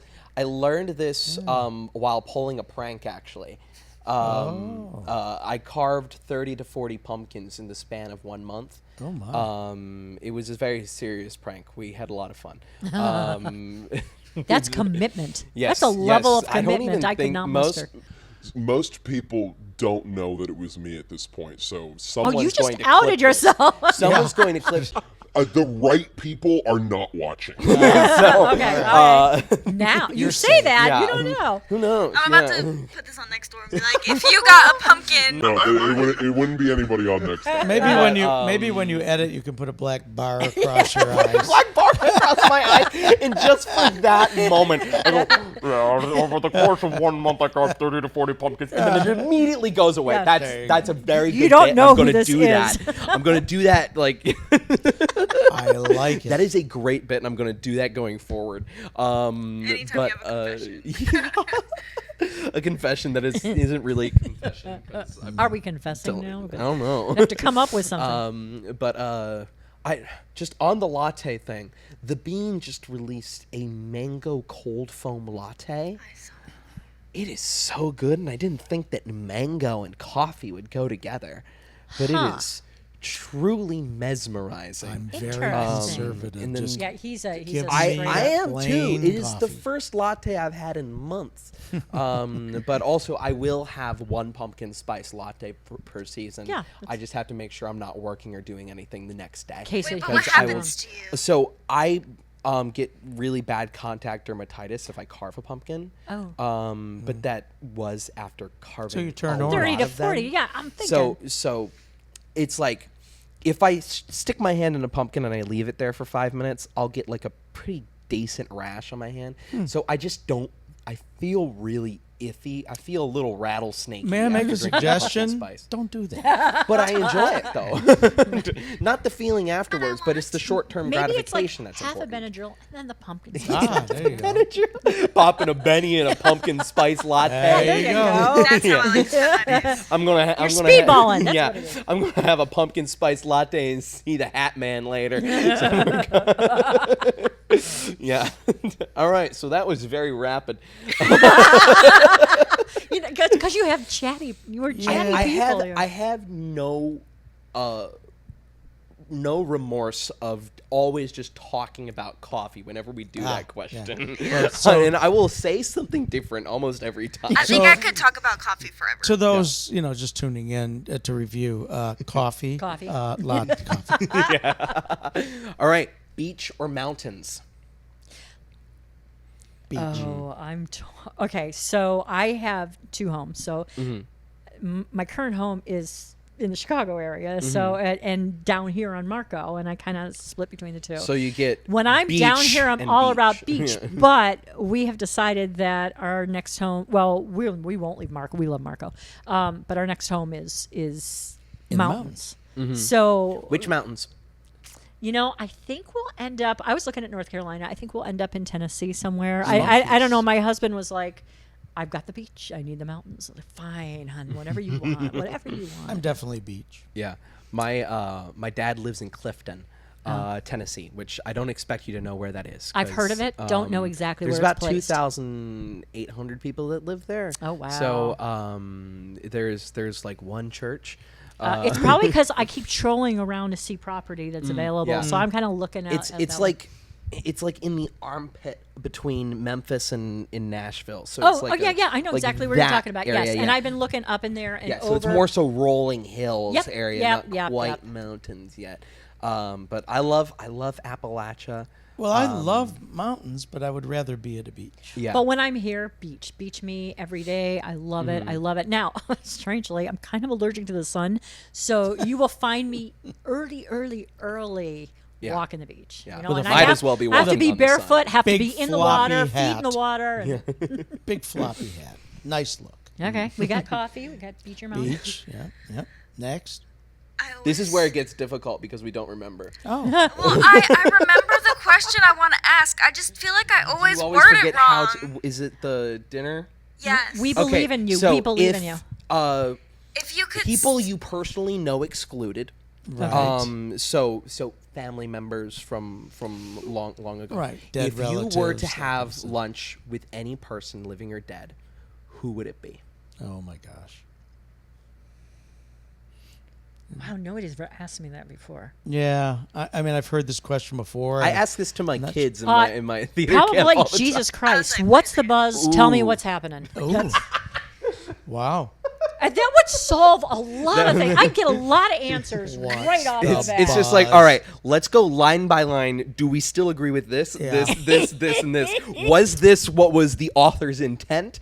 Or was this the author's intent? Or was this the author's I just intent? think you get a whole lot Yeah. of clarity Yeah. real quick. Well, I can tell you there's a pretty easy way to. I'm trying to think of. Yeah, I gosh. can't think of anybody. Like that one just popped off the top of my head, which I guess is the. Well, in thinking about it, I mean, and again, there would probably be multiple people that I would love to. Could we to have go- a buffet, like a But- big? Okay, conference table? okay, so let's seat our Last Supper. We have 13 Oh God!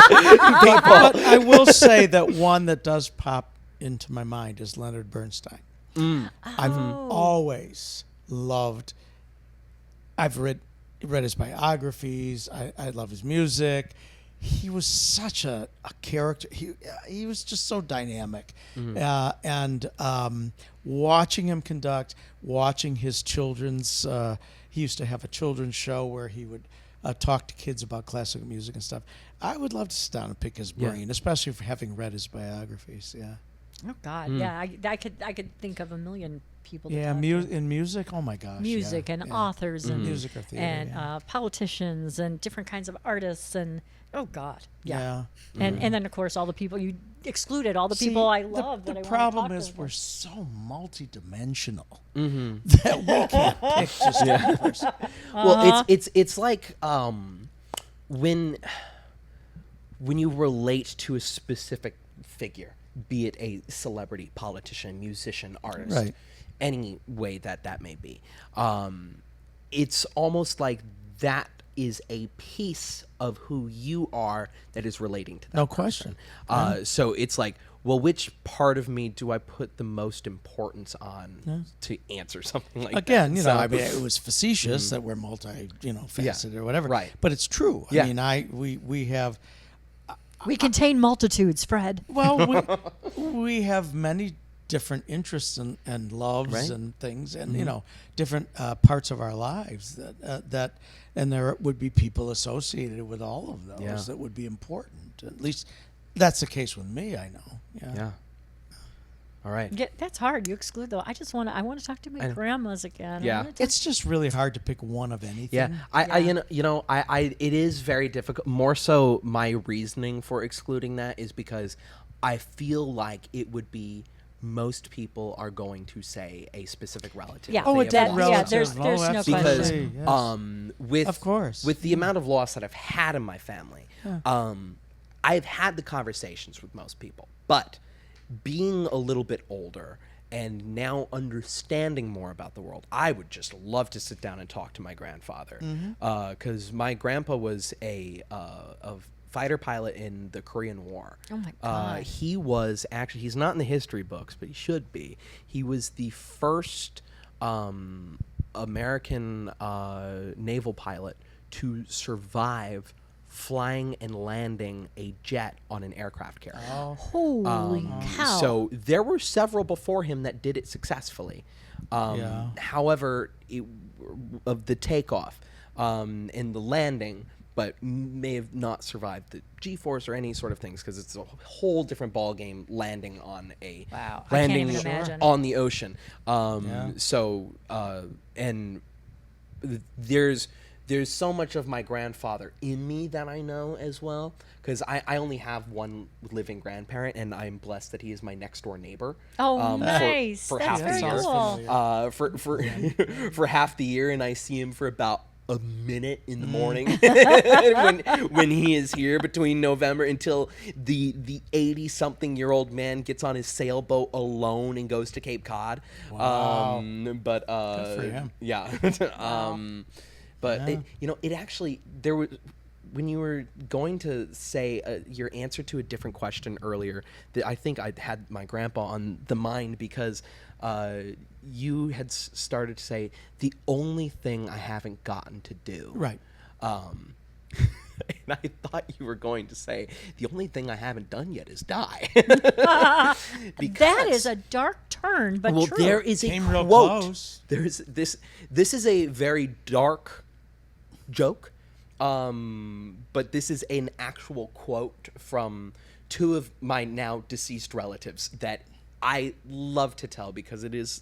I think that this is so endearing, and I love this story so much. So I apologize if it brings it down. I think this is funny. You may laugh. Okay. My mom and my grandpa's my dad's dad, were talking when we were there. No, before my sister and I were born, and he said, Mitch, because he would call my mom's name was Michelle. He said, Mitch, you'll never hear me say I'm getting too old, because when I get too old, I'm getting up in a plane, I'm flying off in the mountains, and you're never hearing from me again. I don't want to do it. And then it was a little bit more in jest than the way I said. It's like, I'm just going to get in the plane, you're never hearing from me again. And then years later, I must have been 11, 12. It may have been Easter. Or a related holiday. And we were over at my grandparents' house. And my grandpa was doing something in the kitchen. He goes, ah, damn, I'm getting too old for this shit. And then my mom goes, well, Don, what happened to the airplane? And he goes, I'm too damn old to get in the plane. Just going to sit in my rocking chair and write it on out. At his funeral in 2018, just a few days after Christmas, he lived such an amazing life. Just so many wonderful things that he did, and such an amazing family, and just such a great man. And then I came to the conclusion he did everything he ever wanted to do but kill himself. Huh. So Wow. I think that's a life well spent if the only thing you ever wanted to that do is was fabulous. that, and you didn't get to much do it. better does it get Great. than that? Yeah. So let's do some rapid fire. Thank you for taking the exact same joke. Now we can only do that one more time, and then it's not funny anymore. Okay, I kind of thought of a question. Okay, go I ahead. feel the need to, for a brief moment, explain Okay. what inspired this question, because you were Rapid. talking about the only thing that, something about, the only thing you haven't done yet is die, Okay. right? Mhm. And I saw this interview that Lady Gaga did, and they asked, what's one thing you would do if there were absolutely no consequences? And she said, I would die. Oh. To like see like what it was like. There would be no consequences. Oh. You come back. Oh, okay, So I get what that. would you do if you could do something with no consequences? I don't know if I can top that answer. It's brilliant, because if you could come back, if there was no consequences. Right. Yeah. That's a very good question. There's That- absolutely zero consequences. That's Wow. really tough. There's no moral consequences, no religious consequences. Like, no consequences. Oh, come on. At all. Rob a Cultural bank. consequences. Get all the money you could possibly spend. A crypto rug pull. Only so that I could give it to charities and help other people. I just wanted to qualify that. no. But then After there would you be buy no a jet, you know? consequences of giving to the charity. That's a tough question. But if you say there are no consequences, like you can't die, you can't get hurt, like nothing's going to happen to you, I want to fly. Yeah. I want to fly. I want to climb up on a building or a mountain, throw myself off, and soar. No pain. See what would happen. No Like, pain, what no does it death, feel no like nothing. to jump I just off a want to large feel building? like I'm flying. I don't know. That sounds weird. I'd probably try to glide a little bit. I'm not looking to off myself. You gotta put on like the but squirrel there's no suit. consequences. No consequences. Yeah, but I don't know. But I actually now, like you told me Lady Gaga's answer, I'm like, I want to go. The I defining know. no consequences is so If there important were- because it changes the If question. there were no consequences, I'd want to be Lady Gaga. No, honestly, when I think of the afterlife in so much as I ever do, the thing that I always envision that brings me great comfort is I can just envision walking into a room where everybody I've ever known and loved is, and them looking at me and smiling and saying, "What took you so long?" Aww. That's where I want to go. Aww. Okay. Yeah. Well. Ryan, what would you do? I think I would either want to be like sent to the bottom of the ocean or like out into space. Like no consequences. Like I even whatever. if I there just end up in a were different. even if there were no consequences, you are not getting me more than 6 feet deep in water.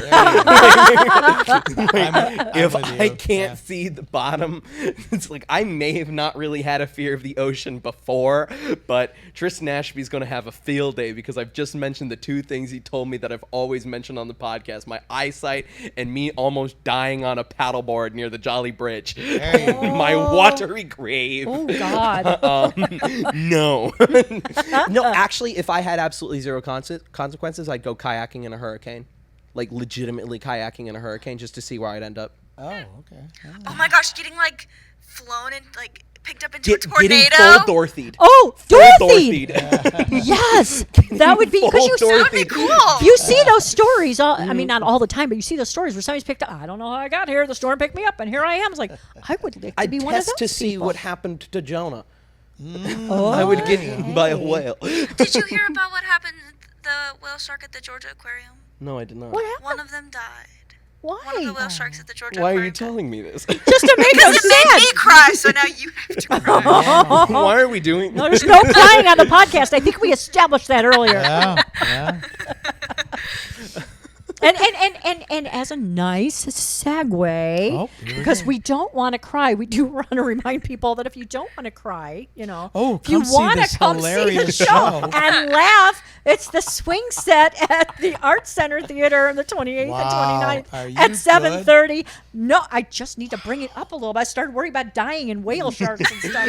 Yeah. I had to go somewhere else. We need to start making getting posts where we just verklempt. have quotes, where it's just Yes, quotes, we where it's should like just if do I start quotes. thinking about dying and whale sharks is a great quote that needs to No, for the I'm people gonna start that going through and finding like quotes. yeah. Oh my gosh. See, that stole my question because my next question was going to be if you had a superpower, what would it be? And I okay. feel like yours would be Fly. flight. No, Yeah. wait. Is- I am okay. really torn because I am devious in some special ways. Oh gosh. But Invisibility. invisibility. Yeah. See, I want the best of both worlds, and I will say this till my dying day. Oh, we're dying again. See, he brought it Till right down. till the day I live again. Better. I was about to start quoting scripture. I was like, I have been crucified. What was I even going to say? Oh, shape-shifting. Okay, Because that's you third can on my fly list. and you can be invisible. Oh, because I could be a bird. I could be a. I well, could how be could a, I be a literal invisible? fly on the wall. Yeah. What if somebody's like got a big fly? Yeah. Splash. Well, then be a no-see-um. Oh, there you go. There you go. That. Be a I- gnat, if you will. I would like to be able to see 3 hours into the future. 3 hours in the future. That's very specific. Why? Whoa. Because anything I would need to know to improve myself, would be within that time. Because anything further than that, you're having an existential crisis. Whoa, yeah. I don't So like if I you're know doing, what's happening next I week. don't want to know too much, just enough. I'm already having enough of a crisis knowing what's going on now. Seeing into the future would be interesting, but I don't want to go too far. I don't want to know too much. Yeah, no. It's really fascinating. Why didn't I ever think about that? It's brilliant. with the 3-hour answer, what is the runtime for y'all's show? You know, it's about 90 minutes. We take a brief intermission, so it's not like it's not going to suck your whole evening dry. You're gonna. No. You I want was to go wondering out? if you wanted to see if somebody was gonna like throw tomatoes at him, because like if I could sneak those in. No, so if somebody wants to come see the show and then they want to go next door and have a drink, or they still have late dinner, you Little visit absolutely to the can do that. brewski. Again, it's all I really wanted to accomplish with this show is for people to come in, have a night of theater, but leave with a smile, that they had Right. some laughs and they enjoyed themselves. They went out. Not it's not thinking going to about change whale your life. sharks. What may change your life, but it shouldn't. It doesn't have to change your life. It's just a nice, fun time at the theater, and obviously it's fun for he and I. Selfishly, it's fun for he and I. Yeah, I don't know about anybody else, but I'm having We're fun. having a good time. I'm about to drag Yancey here. Yeah. Yeah, I definitely want to come see Come this. on down. Oh, Bring them good. all. You know, Please do. I'll be here. Come So, on, come on. Bring everybody because it's Lots of seats. How is box office like? Is there at this time? How close are we to sold out? Like not. But not in all fairness, last time the way it tracked, it's people because always buy night of. Yeah, there's a lot of light. Charlie kind of keeps tracks of it and track of it, and he had kind of charted it out last year, and he's like, "Yeah, we're tracking exactly." So we had nice Right. houses last year, so I'm assuming we will. The reviews helped. The reviews helped. And We were had wonderful very. reviews. We were very lucky. Yeah. Brad Shaw from the Coastal Breeze gave us an absolutely Yeah. wonderful review. Heidi Berg, she works with WGCU, I think. Yeah. Anyway, she's a local reviewer. I and she read both of the articles on Coastal Breeze and W. really, Very nice, really very nice, very complimentary. complimentary, and that made me feel so good because Yeah. again, sometimes it's more comfortable for me to do my stuff for kids. Yeah. I don't think I feel the same. I feel like kinda- there's some added pressure to working with kids because there's this is a piece of clay. Yeah. This is a piece of clay. Number one, can get dented. Yeah, Number two is very moldable, and I don't want to say the wrong thing. But that- I've that been then doing is it. going to be- I've been doing it directing other shows, like established productions, as well as my own material for kids for like 25 years. Yeah. So I'm used to, and I like that. Maybe I'm having a little impact on them. I Oh, like yeah. that they're going into theater further on, or that they're less afraid of public speaking, or they're growing their confidence in one way, shape, or form. So So there's no truth to the old adage, you never want to work with children or animals? oh, not on stage. On stage, My- they're going to take you down every time. Yeah, yeah. My very first, best, and only full production that I directed. See a little reference I there. did indeed. We first, best, and only podcast on Marco Island. My first, best, and only production that I directed. I've done small camps and stuff, do classes at the YMCA, but I did a full-length musical. I did Monty Python's Spamalot, Young at Part version from Theatrical Rights Worldwide. I think the statute of limitations is up on it. I made a minor change to the script. I added the witch burning scene back in, and they don't have the Lancelot is gay scene in that one. They don't have that, and a couple other minor things. But I did that with a cast of 10 children. Oh, wow. In 2019. Well, that is unfair. I did it with a cast of 8 children and 2 teenagers, and I myself was 17. Oh, my gosh. Oh, my and gosh. It was 9 to 5 rehearsals Monday through Friday Oh, my for 3 goodness. weeks. Oh, my. That's The a shows lot. were 2 a matinee and an evening show on Saturday, and then a evening show on Sunday. Yeah. And That's a lot with that littles. was perhaps the most formative experience that I've ever had. The amount that I grew That's from jumping into the frying pan. That's and also or to the even fire, I peel guess. back the curtain a little bit more on something that I never thought that I would admit on camera is I had quit vaping 3 days before rehearsal started. So I was going through nicotine withdrawal at the time that as well. does not seem like good timing. It was You need a the- lot of patience to deal with kiddos. It was one of the greatest experiences of my life, though. Those kids. I mean, the way that when none of them had ever seen the Holy Grail before. None of them had ever seen the Holy Grail. They were all a part of it because all their parents knew me and trusted me from productions before. Some, of course, many of their parents were Monty Python fans.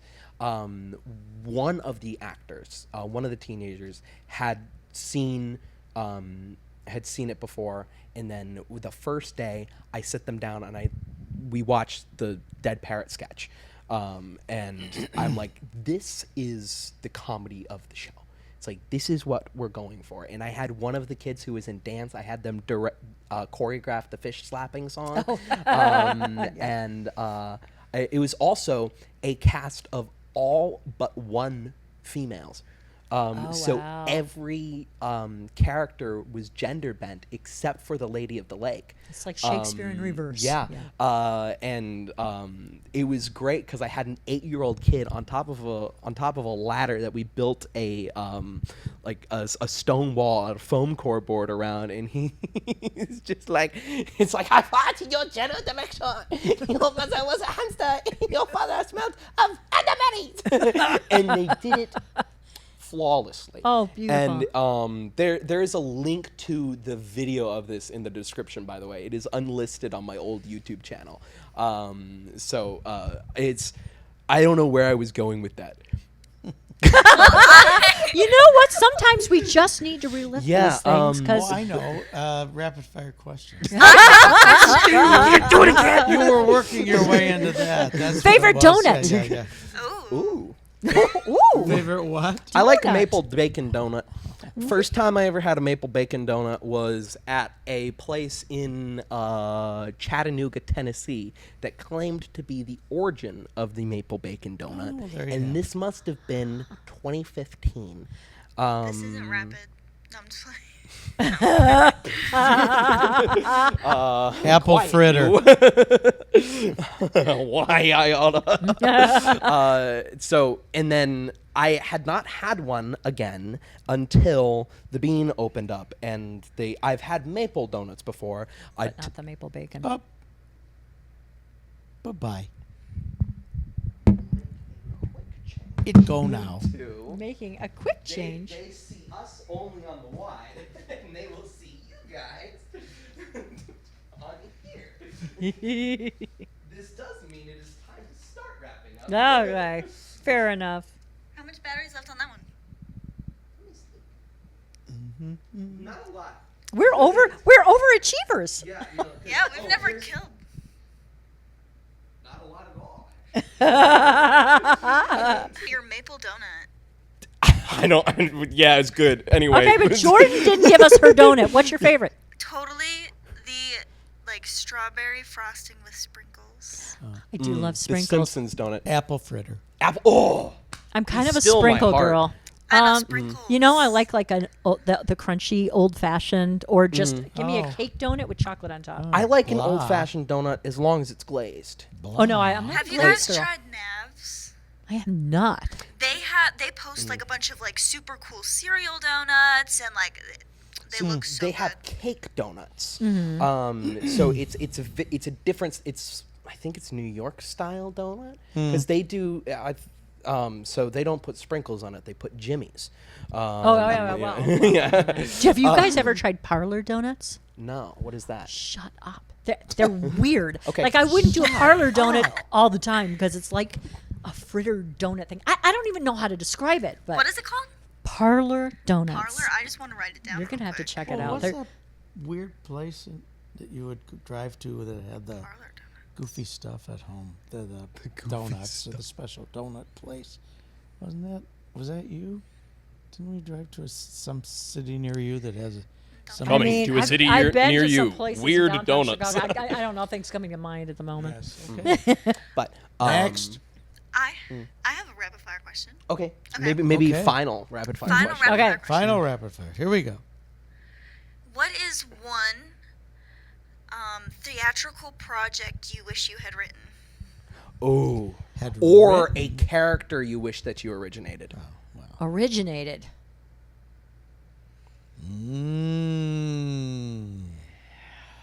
Wow. That's a good question. That's a I'm good on fire with these ones. Yeah, no, today. this is She's a good on one. fire. Rapid fire. Yeah. That's a different joke, so it's not. clearly, I would love I to have think written I'm Hamilton. stumped. Um, Oh my I will gosh, say yeah. there was one show that I was offered a role and I didn't take it, and I was really sad. It was just a regional theater production, but it was called A Wild Party, written by Andrew gosh. Lippa, and I was Yeah. offered the role of Kate that I think was originated by gosh. Idina Menzel, and I didn't take The it. wickedly talented Adele Dazeem. Yes, Adele Dazeem. And I still regret that I didn't take Yeah. the role at the time. There were some other things happening, and I should have just said yes and done it because it would have been amazing. But no, if I anything around Hamilton, my God, how Lin-Manuel's life has changed. Like, Yeah. yes, I want that. Okay. the Bible. Oh no! Wait, Which part? I, Specifically I Leviticus.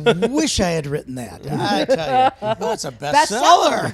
I mean, come on. They got it in every hotel room. Have you seen Not these anymore. Gideons? They don't rest. Not anymore. Actually, it's hard to find. Last I've checked, last hotel room I stayed in had a Bible and a Book of Mormon. Oh, really? Yeah, the Book of Mormon, they do try to get those out I there. can't tell you the last time I've seen a Bible in a hotel room. I've never seen What it. Gideons, Was the what are you Bible doing? your answer? The or Bible you- is my answer. Okay, the Bible. No, I don't. I don't know that. they're- So I mean- wait, which I mean, character there do you are- want to originate? Yeah. Samson, Oh, Mary Tevye! Magdalene, Tevye! Mary Magdalene.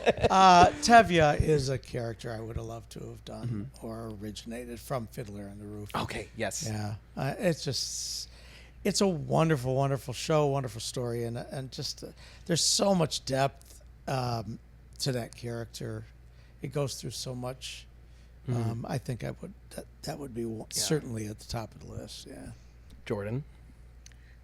You go first. I don't know that many. So the first thing that popped in my head is not my answer, because the first thing was the genie. But I could never take that from Robin Williams. Oh, yeah. I would could not do that. So that was the first thing that popped in my head for could I write was just a joke, was Rich Dad Poor Dad. Oh, Just he like said this- the genie. Just a personal reference? No, I was just like, what would be the stupidest How thing old that am could I when he said the reference? genie? I thought Yeah. Barbara Eden. Oh, dear God in heaven. That's dark ages, sir. Dark ages. Older than me? Because I didn't get it. I Dream of Jeannie, the television sitcom. Yes. Still, I didn't get it. I love the Beverly Hillbillies, though. There you Oh. go. There you go. You know, dang, I just want to list some of my favorite characters, Well, but they're yeah. my favorite characters because of who played them. Well, that's so it, it's just yeah. like it's a very, very difficult. And you could never duplicate that yeah. or would want to. Yeah. Jordan, you?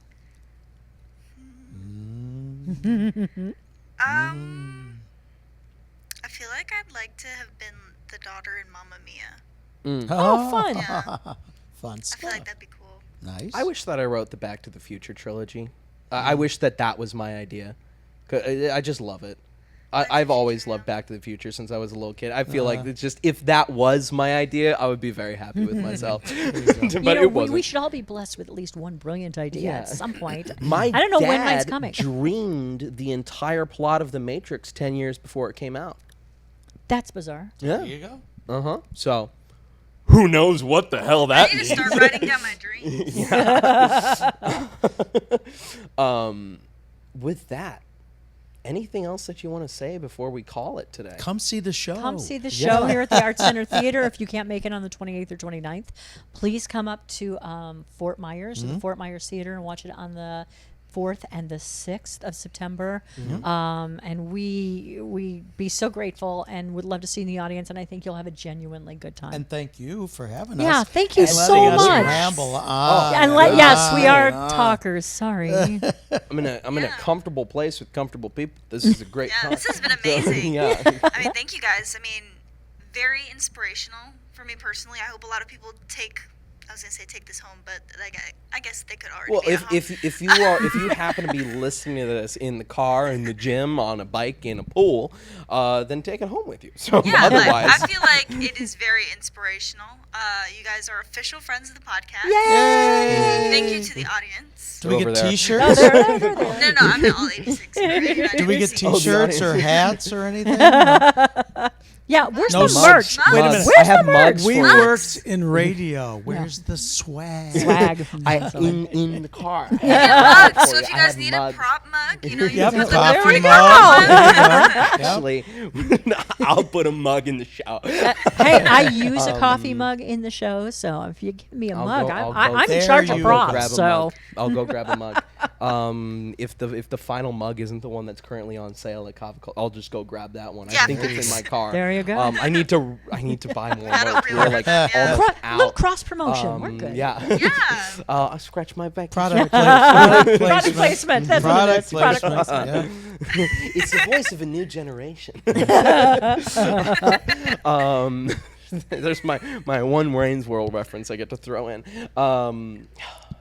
Geez, what a great time that I've had on this episode. Oh God, thanks. We've had a blast. Yeah. So again, It's- thank you so much. All right, final thing that I want y'all to do. Both worked in radio. Give your best radio ad for the play right now. Oh my gosh. One of you do Folly, the other one do the... God, it's been forever. Yeah. You go, girl. Tonight at the Arts Center Theater, it's the Swingset, worldwide critic acclaimed. It's a little exaggeration. Come see Locally it. world famous. Locally world famous. The Come 28th, on, the come on. 29th, 7:30 man. Be there. If you know, you know. Well done. Fred. I wasn't on the air like she was. I was behind the scenes. I just recorded and edited that spot. Me. That's Yes, what yes, I that's would what have he been did. doing. Actually, I did that in tomorrow. Yeah, good luck with that. in tomorrow. But luckily, it was really easy because I only had one camera left. As long as Awesome. the iPad's still recording, I have no idea. Sometimes it works Beautifully out. done. Unless there's a little animation of just a pineapple tilting back and forth on the ocean, exactly like the Sailing for Seafarms. Perfect. With you. that, where can they find each of you if you want to give any shout outs to anything other than the show itself? You know, I have an artist page on Facebook. I'm the worst with social media and everything. So just you'll run into me in the coffee shop. Yeah, there you go. I need my latte. Wake up, Marco. Yeah, wake up Marco in the morning. Or if you ever get up to Michigan, I'll be at Ridley's in Troy, Michigan, Monday through Friday his coffee at shop. 8 o'clock. That's my morning coffee. Come on. You'll find me from I will 8 quote- a.m. to 2 a.m. I will quote lines from the swing set. On demand. I will sing moments from famous opera. I will read sections of my He's book. basically I a performing monkey. yeah, that's me. Do you have the little All for tambourines? tips. Yes, yes. All right. Well, Jordan, where can they find you? You can find me on Instagram at ggcrayley03. You can find my work page, Current Creations FL. You can also find my website, currentcreationsfl.com, with a new option to get custom painted event banners. Ooh. And Ryan, where can they find you? You can find me at www.ryanmsullivan.com. That's RyanMsullivan.com. And on that website, you can find links to this podcast, my old defunct podcast, some of my other creative projects that I'm working on, some of music, some you can get a the Amazon link to my book to get my little thin novella, Picayune Strand, the story of a night watchman in the Florida Everglades. So there's that, as well as you can follow me on Instagram at Real Ryan Sullivan. Again, that's RealRyanSullivan. And you can also go to goodmorningmarco.com in order to find everything about this podcast. Best way to share this podcast with your friends is to go to goodmorningmarco.com/new, because then that way it'll auto-populate this episode as the newest episode of the podcast. Wherever anyone wants to watch it, you can watch us on Apple Music, on Spotify. I have no idea what he's You know what? talking They're so much more connected than we are. I feel like we are total slackers. Boy, now. do I feel old.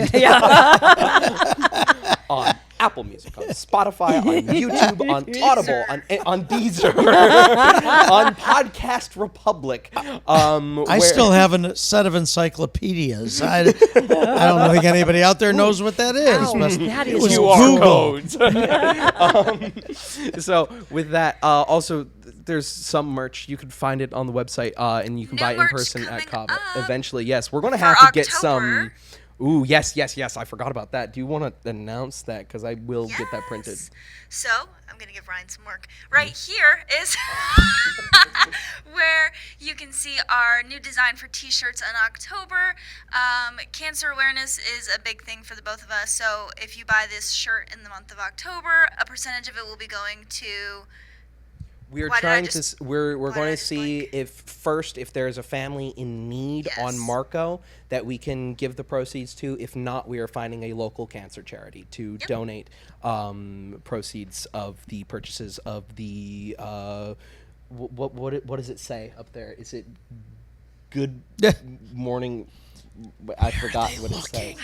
I'm Are you looking at the looking graphic, at but I can't The see front it. of the shirt says Marco Island, and the back of the shirt says "Good night, Cancer. Good morning, Marco."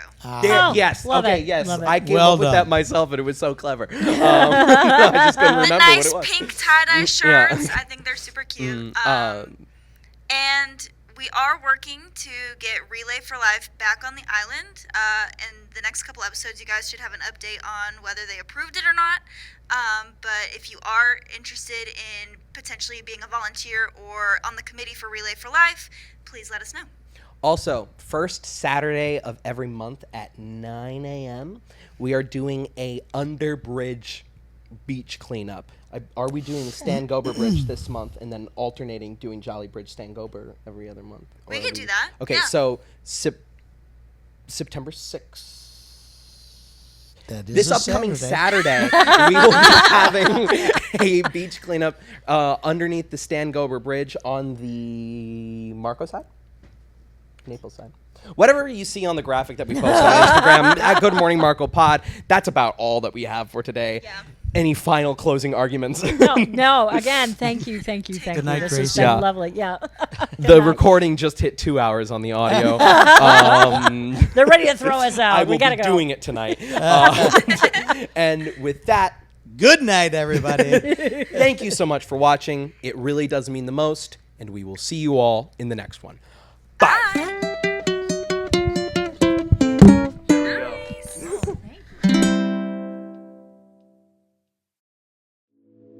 This episode of Good Morning Marco is brought to you by Tyler Buchan of the Golf Group. Located right here on Marco Island, they're your go-to experts for luxury living on Marco Island and beyond. Whether you're looking for a waterfront home with golf access, a condo with stunning beach views, or a private retreat down on Hideaway Beach, Tyler and his team will guide you to your home. Visit thegolfgroup.com to start your search today, or call 239-420-1099. Once again, that number is 239-420-1099. Go to thegolfgroup.com to find out more. Thank you so much to Tyler and his team for sponsoring this episode of Good Morning Marco.